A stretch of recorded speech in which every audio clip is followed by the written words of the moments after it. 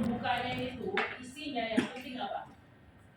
Dari mana Anda mengetahui di perusahaan ini ada lowongan? Ya, harus itu. Salah pembukanya itu. Isi paragraf pembukanya atau alinea pembukanya itu. Ya dong, nggak bisa dong kamu mau basa-basi apa ya kan? Basa-basinya ya harus itu. Di salam pembukanya harus itu. Kamu menceritakan bahwa tahu ada lowongan pekerjaan di perusahaan ini dari mana? Itu yang pertama. Yang kedua, kamu juga harus menceritakan posisi yang kamu lamar. Finance kah? HRD kah? Marketing kah? Ya, ya itu posisi yang dilamar. Kan setiap kali lowongan kerja bilang dia membutuhkan tenaga apa? Benar nggak? Benar. Nggak bisa sembarangan kan? Nah, itu salah pembukanya. Terus isinya apa? Isinya jangan sama dengan CV, tapi ada keterkaitan dengan CV. Pasti kamu bingung. Jangan sama dengan CV, tapi ada keterkaitan dengan CV. Kira-kira apa maksudnya? Jangan sama dengan CV, tapi ada kemiripan dengan CV. Tuh isinya tuh apa kira-kira? Boleh. Pengalaman itu termasuk di sini disebutnya menyajikan kualitas kita. Kualitas yang kita miliki ya kan? Kalau kita punya pengalaman itu kualitas. Pengalaman itu kayak yang aku bilang, kalau kalian masih fresh graduate nggak ada pengalaman, jangan minder. Kamu banyak kok pengalaman berorganisasi, pasti ada. Berorganisasi juga pasti di kampus, di luar. Kalau kamu ingin berorganisasi, misalnya kamu aktif di gereja terus kamu jadi pengurus, itu kan juga sama berorganisasi. Hanya bedanya dia lebih kepada kegiatan melayani, nggak apa-apa. Itu bisa dijadikan pengalaman berorganisasi. Atau kamu aktif di komunitas, nggak apa-apa. Apalagi kalau kamu pejabat gitu di komunitas itu, pasti ada buktinya. Kamu punya SK kalau kamu pejabat. Nah itu, jadi mirip tapi nggak sama menurut sama CV. Karena ini lebih kepada kualitas. Karena kalau di CV kan nggak bisa sampai detail kita ngomong. Hanya garis besar dokumen, garis besar lagi buktinya. Kalau di sini kan tidak bukti, kita tulis aja. Ini loh pengalaman kita, kelebihan kita, kerja saya gitu. Ini loh kualitas saya apa-apa. Pede aja kalau emang kamu yakin kualitas aku ada di sini. Nah itu ya isinya. Nah tentunya kita berharap pada saat penutup ya, di paragraf penutup isinya apa? Kita berharap bukan diterima ya, itu sangat nggak sopan ya kalau isi penutupnya kita berharap untuk diterima. Santunnya kita berharap untuk kita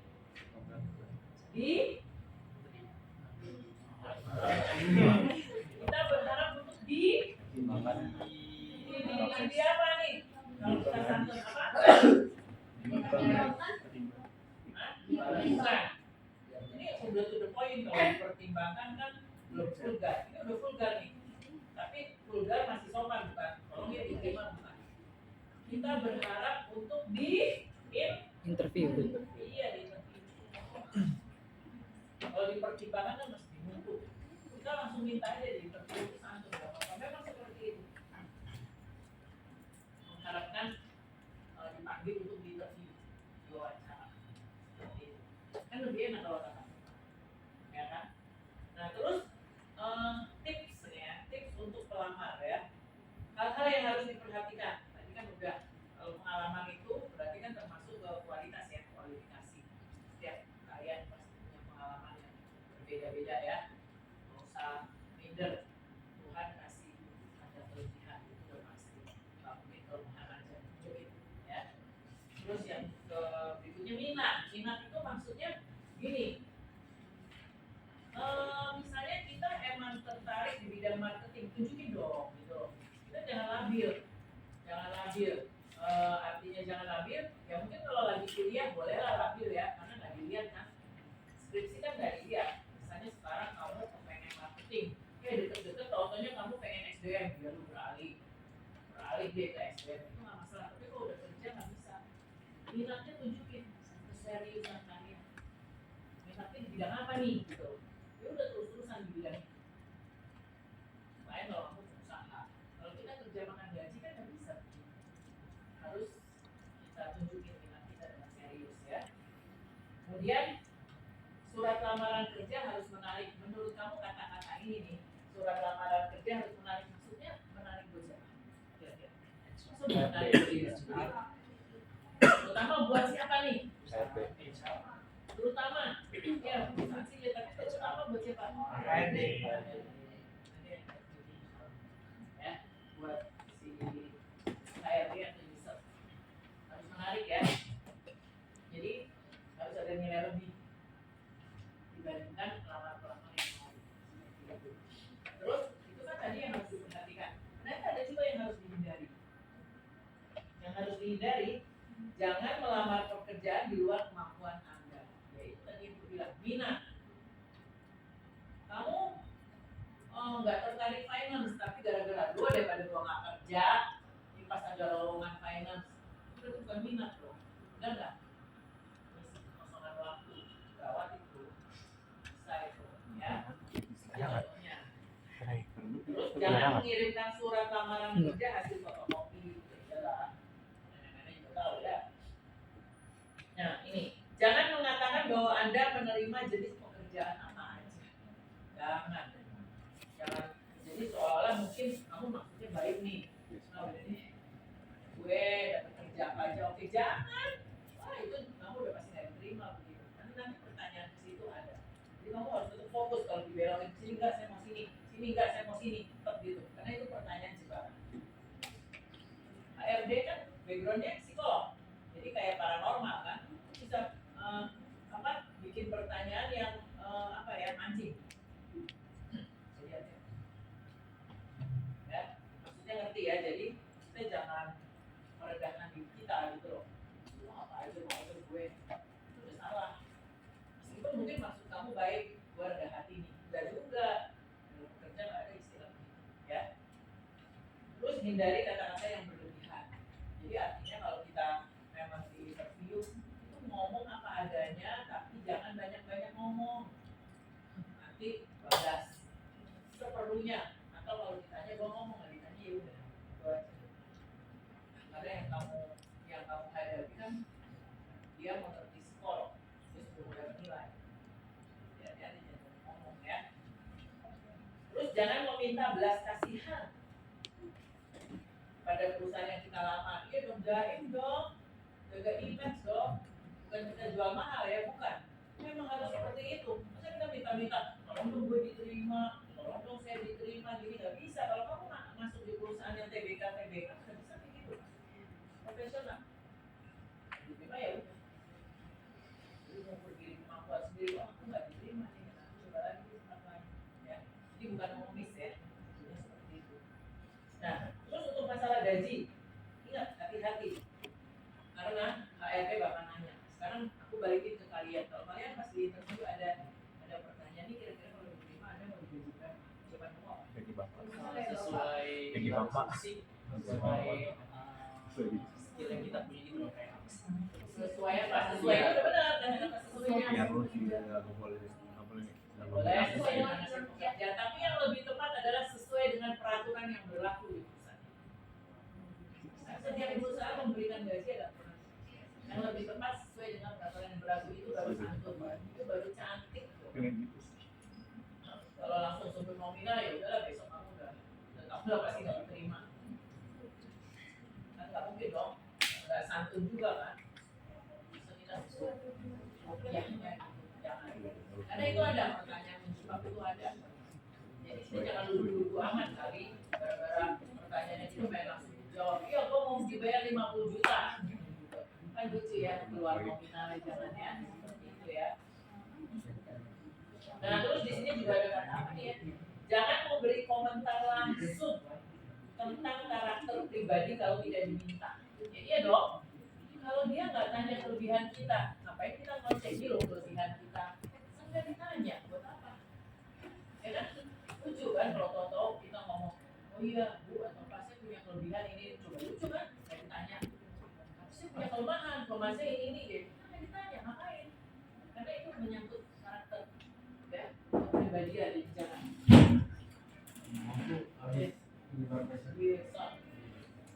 Angka skripsi ya?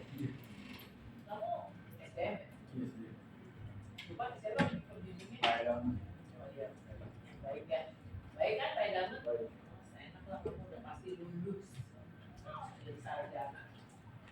kan beli keuntungan loh. Beda kan kita kayak enggak ya. Lo berarti kan udah bab 4 dong, udah nyebar angket. Iya. Ya. Iya. 1, 2, 3 nya dari ACC. Udah. Tinggal olah data. Olah data aja Bapak. Pakai PLS kan? Iya. Nggak boleh SPSS. Iya. Siap-siap kamu nanti. Nggak bisa pakai SPSS. Tapi mungkin zamannya kamu lebih maju lagi. Jangan bukan PLS lagi. Ini zamannya Wilson PLS.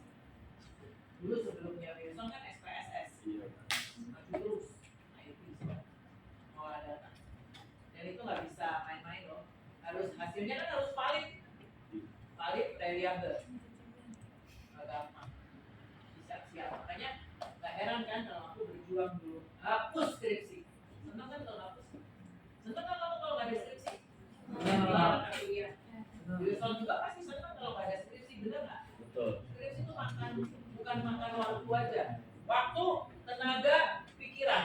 Wah, itu udah pasti. Oke, begitu. Baru ke CV-nya nih ya. Waktu itu kan aku udah bilang ya, bikin CV jangan bohong ya.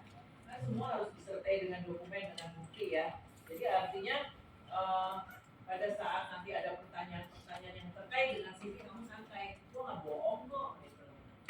Iya. Kayak begini nih hasilnya. Nah itu yang paling penting ya. Karena itu udah pasti CV harus dipertanggungjawabkan pada saat interview. Nah kalau masuk ke wawancaranya ya, ke wawancaranya itu kalau udah menyangkut aspek kepribadian yang dinilai mencakupnya apa aja nih penampilan. Kalau perempuan biasa harus pakai baju apa? Perempuan black. Kalau cowok jas ya. Seperti itu. Jadi itu dilihat ya. Baru berbusana aja udah dinilai. Ya seperti itu. Terus grafik ya, grafik sopan santun. Jadi artinya pada saat kamu mulai jalan, kamu duduk, itu udah mulai dinilai. Makanya sebetulnya sih skripsi juga latihan di situ. Jadi misalnya nih, Wilson berarti sidang bulan Januari kan? Iya. Misalnya Wilson belum dipanggil sama tim penguji, masa Wilson kucur-kucur datang terus main duduk siapin apa? Laptop buat PPT-nya presentasi nggak bisa, nunggu panggilan ya. Nunggu panggilan, terus Wilson harus santun selamat pagi pada Bapak Ibu. Terus belum disuruh presentasi juga jangan presentasi, tunggu. Kecuali kalau ketua penguji, istilahnya hakimnya udah bilang, silakan saudara Wilson presentasi. Nah, Wilson kan mulai dong presentasi, tapi itu juga harus santun. Pertamanya pasti ada basa-basinya. Gak susah mau presentasi, enggak lah, pasti ada basa-basinya. Santunannya muncul. Presentasi nggak boleh lama-lama loh, maksimal 15 menit kalau nggak lama tidak mau. Ya, sama.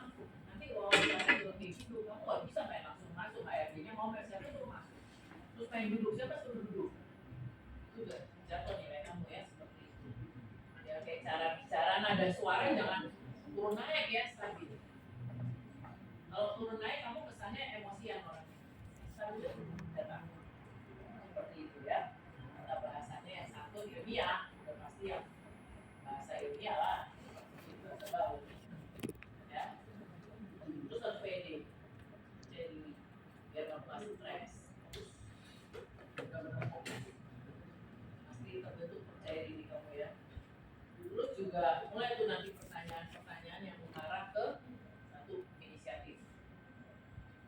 Jadi di situ nanti akan muncul dari HRD atau dari user pertanyaan yang mau menilai inisiatif kamu. Kamu punya inisiatif atau kamu mau masuk kelompok masih ada. Terus sama pertanyaan yang menuju kepada kebijaksanaan. Jadi kalau kamu jadi pimpinan, dia pengen lihat kalau ada masalah ini kamu menyelesaikannya bagaimana, bijak nggak? Atau apa? Tidak bijak ya? Mesti aja gitu ya. Terus ada pertanyaan yang mengarah ke stres. Kamu ini tipe orang stres nggak atau punya daya tahan? Nanti juga ada pertanyaan tentang kamu ini bisa kerja sama atau enggak. Tapi setahu aku ya kalau lulusan manajemen, kalau di interview soal kerja sama oke kok. Kecuali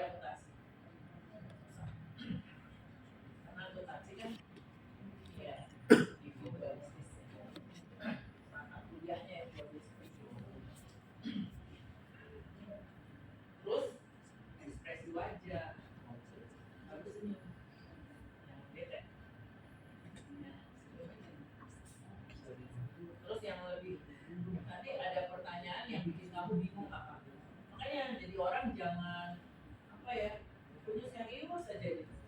Ada yang dinilai apa lucu loh, nggak main-main nih kalau lagi wawancara kerja, apa kira-kira coba yang kamu gak bakal nyangka apa yang sampai HRD pengen tahu loh ya kamu ini nih tipe orangnya begini nggak sih, dia tuh pengen tipe orang itu begini.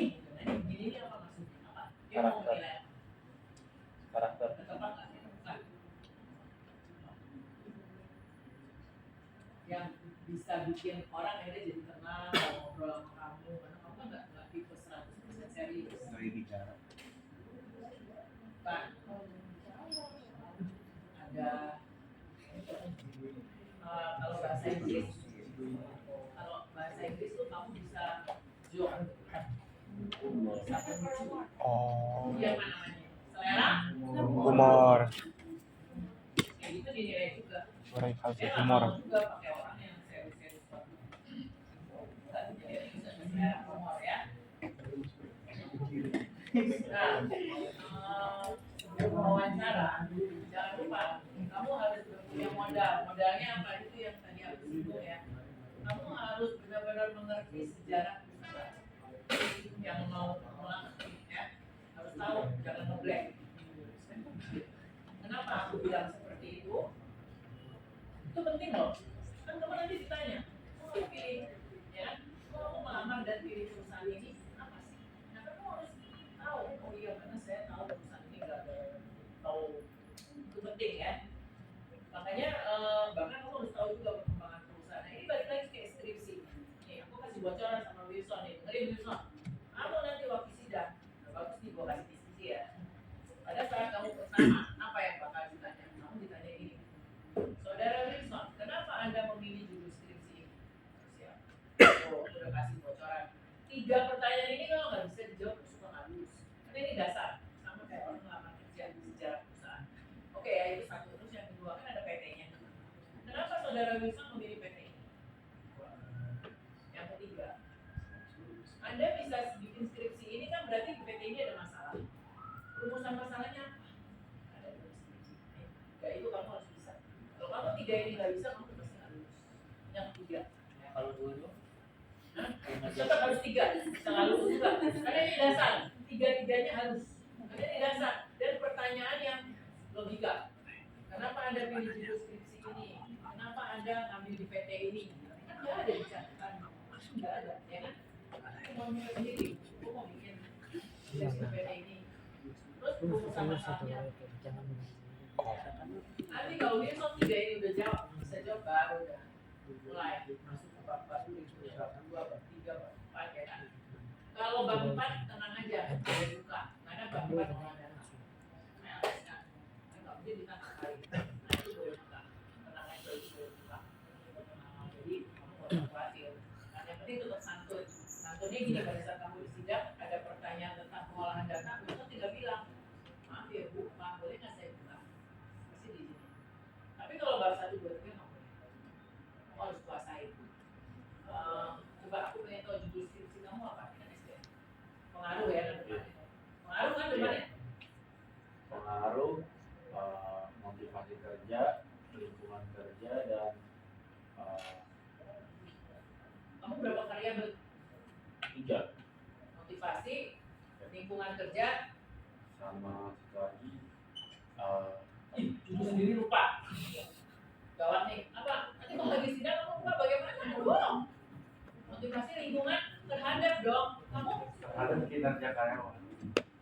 motivasi, pengaruh motivasi dan lingkungan kerja terhadap kinerja karyawan kan? Oh, disiplin kerja, motivasi kerja, dan lingkungan kerja terhadap kinerja karyawan. Oke, variabel X-nya berarti ada 3 kan? Disiplin, motivasi, Sama lingkungan. lingkungan. Variabel Y-nya nanti nih ngomongin X, Y ingat ya statistik. Dia udah lewat kan statistik bisa. Apa belum? Itu biar statistiknya punya Y-nya variabel kinerja. Y-nya apa tadi kinerja. Nah, ingat ya. Besok nih karena lagi nerangin ini aku baik hati ingetin kamu ya. Part ini kamu harus mengerti. Ini pasti ditanya pengertiannya. Ada kan bab 2. pengertian motivasi apa, pengertian disiplin apa, pengertian lingkungan kerja apa, pengertian kinerja ada ya di bab 2 yang definisi konseptual variasi. Terus rumus-rumus di bab 3 yang validitas reliabilitas. Skripsi itu susah loh ya, karena kita mau ngelepas kalian jadi sarjana. Kamu udah pasti stres kamu. Gak mau IPK kamu 3, mau IPK kamu 3,5 terus stres kamu jadi bisa. Berhadapan ketakutan langsung. Nanti kamu akan alami seperti itu kalau skripsinya nggak dihapus. Kecuali kalau skripsinya dihapus, doa aja dari sekarang. Karena udah banyak univ yang hapus skripsi ganti 6 mata kuliah. Doa deh sekarang. Pengen kan ganti kan? Enakan mata kuliah. Skripsi itu sebenarnya bikinnya aja kamu udah setengah mati. Lagi bikin udah stres. Kalau dapat dosbingnya baik. Waktu sidang stres sama wawancara kerja itu udah kayak skripsi ya. Kamu harus tahu sejarah perusahaan. Nah, terus pertanyaan-pertanyaan yang sering ditanyakan dalam wawancara kerja, yaitu apa? Yaitu tadi kan sama kayak skripsi. Kenapa lo pilih judul skripsi? Nah, kalau ini pertanyaannya, kenapa lo pilih ini? Kenapa lo pilih PTI? Lo siapin tuh. Kenapa kamu pilih PTI? Bagus saja, ya. Jangan sampai bilang, ya habis yang kalau lowongan cuma PTI ini, untuk cuma diterima lah itu jawabnya ya. Terus nanti kamu akan ditanya tentang background pendidikan kamu ya. Syukur-syukur kamu udah pada S2. Gampang. Kalau udah S2 ya. Terus kamu juga nanti bakal ditanya, sudah pernah nggak ikut pelatihan? Pelatihan nggak mesti di kampus ya. Itu nggak tahu kalau kalian ikut pelatihan di luar kampus. Terus ada pertanyaan tentang latar belakang keluarga.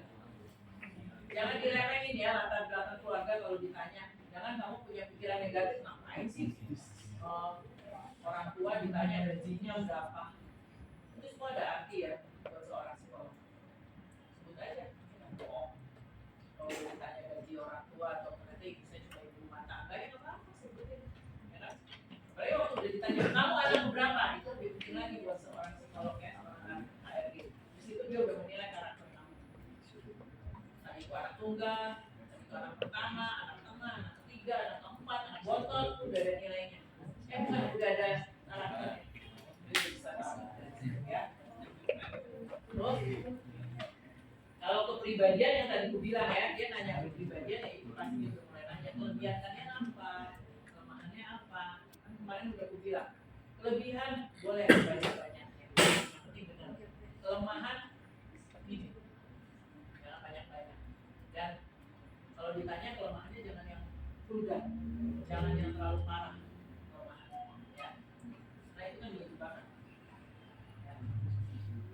Terus tujuan karir yang tadi kaitannya sama minat, makanya harus jelas tujuan karir kamu apa. Kalau marketing ya marketing, kalau SDM ya SDM, kalau finance ya finance, gitu ya. Hobi, nah hobi juga ditanya nih ya. Hobi juga hati-hati, karena banyak kan jawabnya. Dan bagus sih sebetulnya ya, hobi itu apa ya? Bukan kira-kira ilmiah. Kalau kebanyakan sih orang kalau ditanya hobi pasti bilangnya baca buku. Tapi harus nanti ditanya lagi gitu. Kalau bohong ketahuan buku apa aja sudah kamu baca selama ini. Jadi nggak boleh bohong. Dan usahakan buku-buku yang dibaca kalau kamu mau diterima ya perusahaan besar, buku-buku yang dibaca itu harus terkait dengan yang kamu lama. Misalnya kamu hobi marketing ya, kamu mulai cerita nih, saya suka baca marketing yang ini sudah. Saya suka finance ya, kamu baca buku finance apa aja, sebutin judul bukunya. Nah, atau sebaliknya, di luar konteks hobi buku, misalnya kamu hobi musik, siap-siap aja dia bakal nanya juga musik apa yang kamu suka, kalau lagu apa yang kamu suka, siapa pengarangnya, itu cuma buat ngetes doang. Kamu nih ngomongnya benar apa nggak, jadi ini balik lagi ke bukan, ini nggak bisa salah-salah ya. Terus kalau kamu udah pernah pengalaman kerja di perusahaan lain, nah itu lebih lagi ditanya, hati-hati juga. Kenapa kamu keluar dari perusahaan sebelumnya? Hati-hati, jangan jawab, oh iya gajinya kecil, ya repot. Nanti terima lah kamu di situ. Atau saya lagi ada masalah, jangan. Jadi pakai logika aja yang santun apa nih ya? Aku harus jawab nih kalau ditanya kenapa saya keluar dari perusahaan itu. Siapin aja seperti itu ya. Nanti juga ada pertanyaan ini, bagaimana pergaulan kamu dengan teman sejawat di perusahaan sebelumnya? Apakah kamu ada masalah apa enggak? Cocoknya, kompak enggak? Sosialisasi enggak? Itu ada pertanyaan seperti itu. Terus bagaimana? Terus kalau kamu ternyata di perusahaan sebelumnya kamu pejabat, kamu ditanya juga bagaimana kamu sebagai pimpinan melakukan pendirian yang buruk? Bagaimana cara kamu membagi pekerjaan ke anak buah kamu? Pasti seperti itu. Soalnya kalau kamu nggak punya pengalaman ya, kamu tinggal ditanya. Nah, yang terakhir kamu bakal ditanya, kalau kamu jadi pimpinan, karena kalau pimpinan ini ya, pimpinan, gimana kamu ambil keputusan? Ya mulai kasih deh kasus. Nih ada masalah begini, kamu sebagai manajer keuangan, gimana kamu ambil keputusan? Tapi itu dengan catatan ya, kalau sebelumnya kamu di perusahaan sebelumnya itu menjabat, ya karena yang ambil keputusan itu selalu menjabat ya. Kemudian masih tentang komunikasi ya, tentang komunikasi dalam pekerjaan ada 3 ya, presentasi, negosiasi, rapat. Ya. Presentasi mah buat kamu mah udah biasa lah. Dosen kan ada nggak sih dosen di kelas ini yang kasih tugas terus kalian disuruh presentasi ya? Ada. Ada ya? Oh, ya ada ya, berarti kamu disuruh mempresentasikan hasil karya kamu. Nah ya kayak gitu di perusahaan juga ada gitu. Ya, jadi kalau misalnya ada dosen kasih kamu suruh presentasi apa aja bilang. Jadi istilahnya jadi terbiasa nanti pada saat kamu mau masukin dunia kerja ya. Karena penting ya presentasi itu. Presentasi itu sebetulnya kalau di dalam bisnis yang utama. Ini audiensnya harus paham. Iya dong, kita presentasi kalau audiensnya nggak paham mati deh. Bisa banyak pertanyaan, pusing lah. Tapi kalau audiensnya ngerti apa yang kita presentasikan, kita jadi tenang, nggak banyak pertanyaan. Itu masalah utama aja ya. Jadi dalam presentasi kita harus pintar-pintar membawakannya supaya audiens semuanya paham. Seperti itu ya. Lalu di dalam presentasi juga membutuhkan ekspresi wajah. Ya contohnya kayak aku ngajar, aku ngajar ini kan presentasi kan ya. Ini dong ekspresi wajah Kurniati. Mungkin lain sama dosen-dosen lain ya. Kalau mungkin dosen-dosen lain dia ada senyum, serius, melotot lagi. Kalian kalau sekarang kan kuliah di juga bisa senyum, ya kan? Bisa nyantai, karena tergantung kitanya yang mau presentasikan. Nah, itu ekspresi wajah penting ya pada saat kita presentasi. Senyuman, ya. Terus apa lagi? Apa nih namanya? Apa yang dibilangin? Eye contact. Sama sih sama kalian. Apa jadi artinya? Sana. Ya, kontak mata. Karena apa? Kan kamu kan selalu kontak ya, melihat ya. Semuanya aku lihat secara adil gitu ya. Aku tidak kenal nama, tapi presentasi yang menerangkan begini harus lihat. Sekarang mana ada sih orang presentasi, misalnya dia pakai PPT, lihat PPT terus nggak lihat kalian, salah. Ya, nggak boleh. PPT itu kan cuma alat, formalitas. Yang penting kita lihatin audiens. Seperti itu. Makanya harus percaya diri. Kalau nggak percaya diri, baru kita lihat audiens. Ini kayak, misal nanti presentasi, ingat jangan presentasi kamu lihat PPT aja, marah loh beberapa penguji. Kamu harus berani memandang ini tata mana sama 3. Karena mereka bertiga lagi liatin kamu, jadi lihat-lihatan. Hati-hati, lihat-lihatan jadi grogi, juga semua kan. Ya, harus pede. Ya. Itu namanya kontak mata. Gerakan tangan kamu ya dong, masa Bu Kurniati ngajar begini doang, tegak enggak kan? Pasti ada gerakan. Memang harus seperti itu. Ya kan semua orang kalau presentasi pasti ada gerakan kan. Nggak mungkin kan, ya kan? Nah itu ya, maksudnya itu yang namanya gerakan tangan rileks, santai. Justru kalau kita ada gerakannya jadi santai. Masa ya kaku. Ya boleh juga sih kalau cowok masih mending ya, punya celana panjang bisa ada kantong 2 nih. Tapi kalau lagi sidang nggak boleh ya kantong. Kalau presentasi boleh, kamu suka lihat kan ada cowok presentasi yang mungkin menghindari grogi, lihat audiensnya, ya tangannya jorok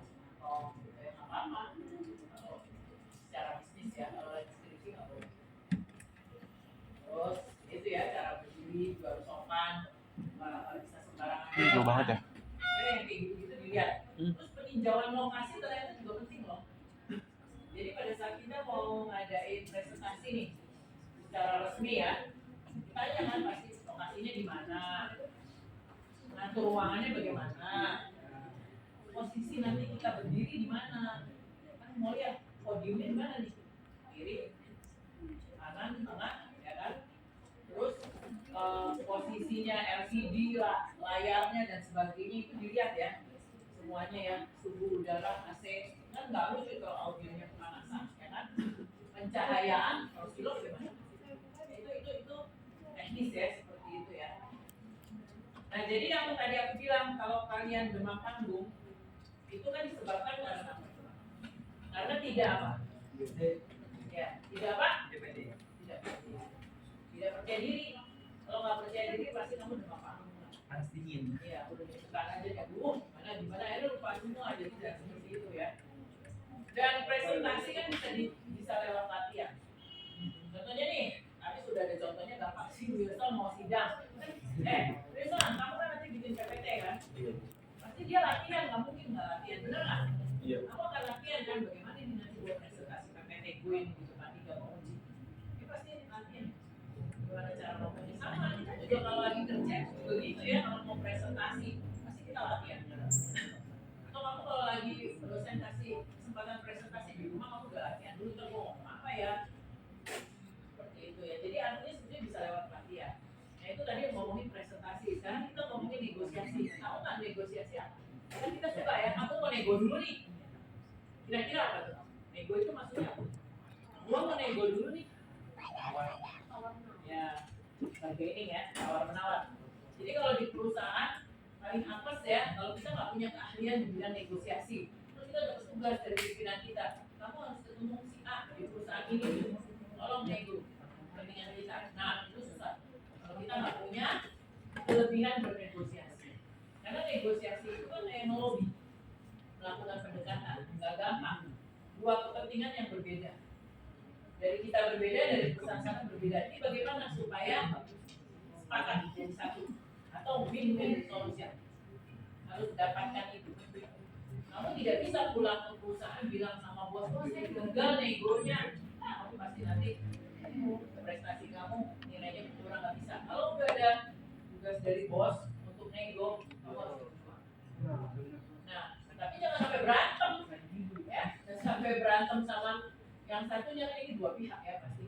Bukan berantem yang diminta win-win solution, bukan menang-menangan loh, bukan loh. Win-win solution memang tidak gampang, makanya harus kompromi terus-terusan. Karena itu akan terjadi ya di antara kalian nanti apes-apes gitu loh. Petugas dari perusahaan harus nego. Kalau anak lembaga mungkin juga udah sering kali. Anak lembaga kalau dapat tugasnya cari sponsor, misalnya, emangnya cari sponsor kan nego? Ini masih nego bu. Nah makanya cari sponsor kan harus nego, harus pinter-pinternya nego, melobi seperti itu. Makanya tadi aku bilang, kalau kita aktif di lembaga kemahasiswaan atau di lembaga luar dimanapun, kita udah latihan di situ ya. Ya, karena pasti kita dapat kebagian gitu loh yang kayak gitu ya. Oke, itu kan negosiasi ya.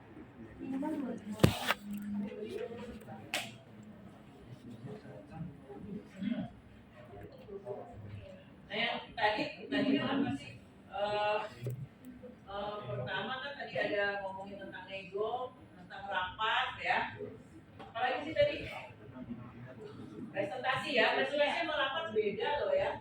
Presentasi sama rapat beda ya. Kalau anak lembaga udah biasa lah ya, sering-sering rapat jadi tahu. Nah kalau di dalam bisnis tuh rapat ada dua, bisnis dan non bisnis. Bedanya apa? Kalau sudah kerja nih, bedanya bisnis, rapat bisnis sama rapat non bisnis apa coba? Kalau bisnis secara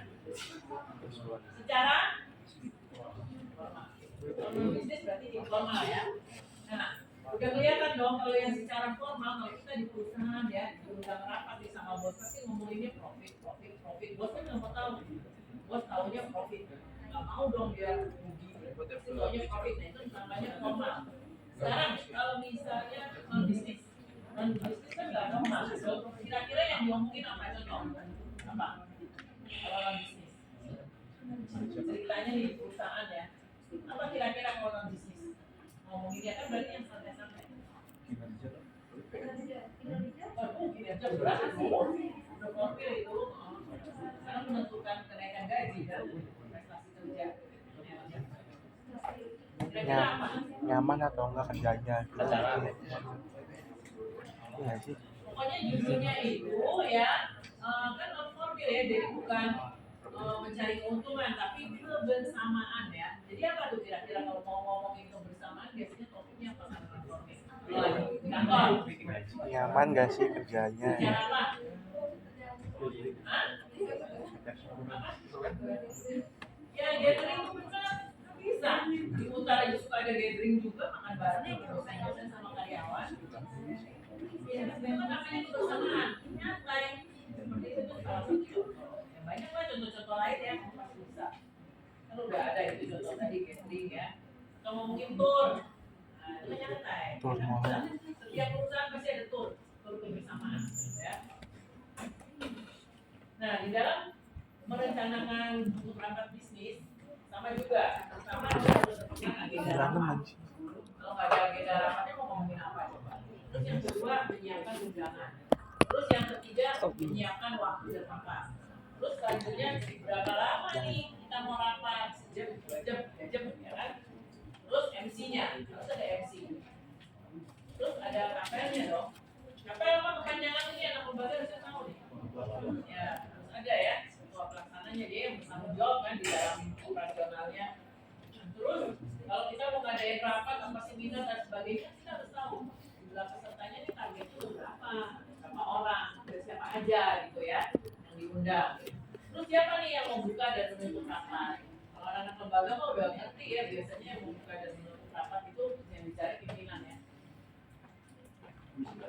Kayak aku dulu kan waktu jadi wadek juga pusing, mulai dari DPR, narasumber, kalau seminar kan harus ada narasumber, siapa pembicara? Nah, si pembicara kan jadi tanya, lu nanti mau ngomong berapa lama waktunya? Jadi kalau dia bilang sejam, ya udah sejam, konsisten. Kalau lebih, kita ngomong sama panitia. Biasa begitu, bahkan panitia kan suka ngingetin, ya kan? Temen lu budak tuh. Pasti Pak Om juga harus. Gitu ya. Sel. Karena kita juga membutuhkan bahwa Budak dia anjing. oh sama apa? Biasanya peserta harus apa ini? Kalau datang ke seminar harus ngapain? Absen supaya mendapatkan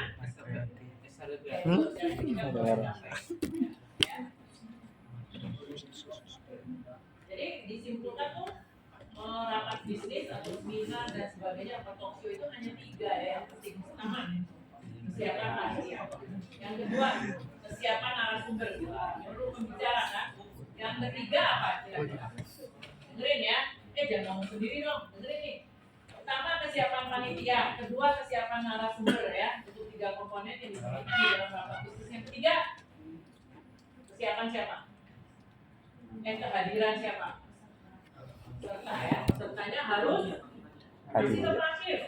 Aktif. Iya, jangan 4D datang dulu kalian Rey. kalau nggak mau di ya. Kayak anggota DPR datang duduk diam dengar dapat duit. Tidur. Main Candy Crush. Nah, ini yang terakhir bicara tentang laporan. Ya, ini juga merupakan bagian dari tugas ya, menurutkan ya. Mungkin kamu nggak tahu, saya baginya di kelas ini apa? Kan ada CV, ada surat pengantar, ada korespondensi, ada laporan ya. Oke, laporan itu ada 2 macam ya.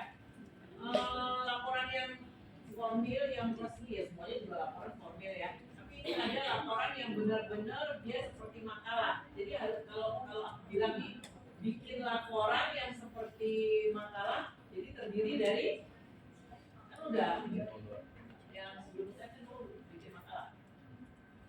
Terdiri dari 3 yaitu apa? Pertama, Pendahuluan, terus Penutup. kesimpulan, penutup ya, penutup. ya. Terus itu kan yang disebut kalau resmi ya, maksudnya resmi dan panjang gitu loh. Kalau benar-benar dibutuhkan seperti makalah ya, itu untuk bikin laporan bisnis. Nah sekarang yang aku pengen tanya itu namanya report ya. Ada lagi misalnya aku minta misalnya nih sama kelompok cewek nih, yang kelompok cowok bikin report, yang kelompok cewek bikin laporan singkat. Nah kalau laporan singkat nama lainnya apa? Nama lain laporan singkat. Nah, kalau laporan yang standar kan namanya udah jelas report, yang ada pendahuluan, isi, penutup. Tapi kalau laporan yang benar-benar singkat, kira-kira namanya apa? Nama lainnya? Laporan singkat nama lainnya apa? Singkat. Jangan, aku nggak minta dalam bahasa Inggris ya. Tapi maksudnya nama lain laporan singkat. Ayo, nama lain laporan singkat apa? Undangan. Nggak tahu sih. Tawarin. Siapa tahu loh kamu dapat tugas itu. Jadi yang cowok report, yang cewek laporan singkat.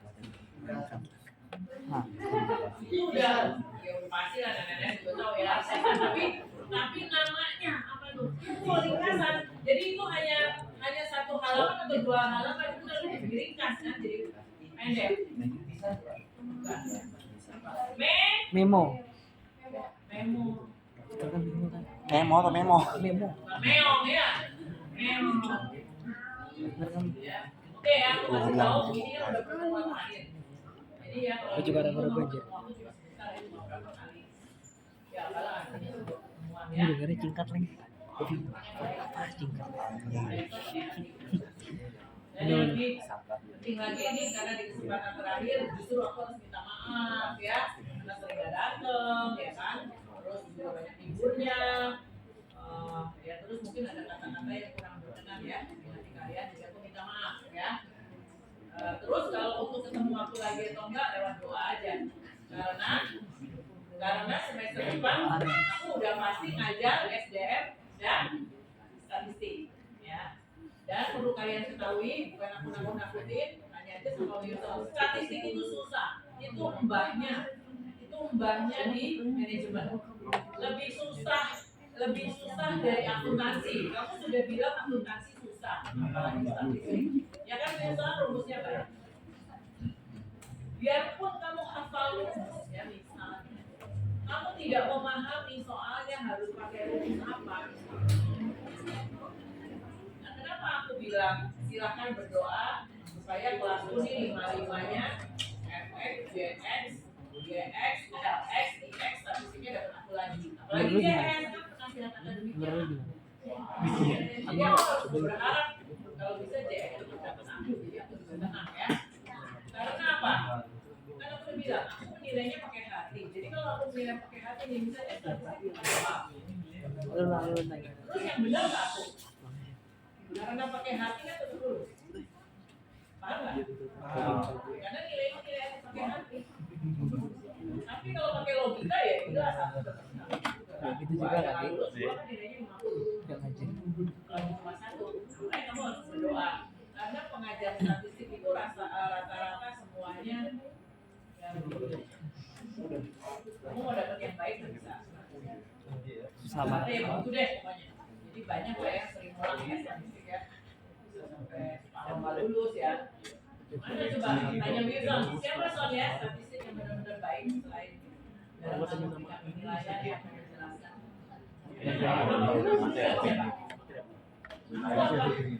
Nggak ada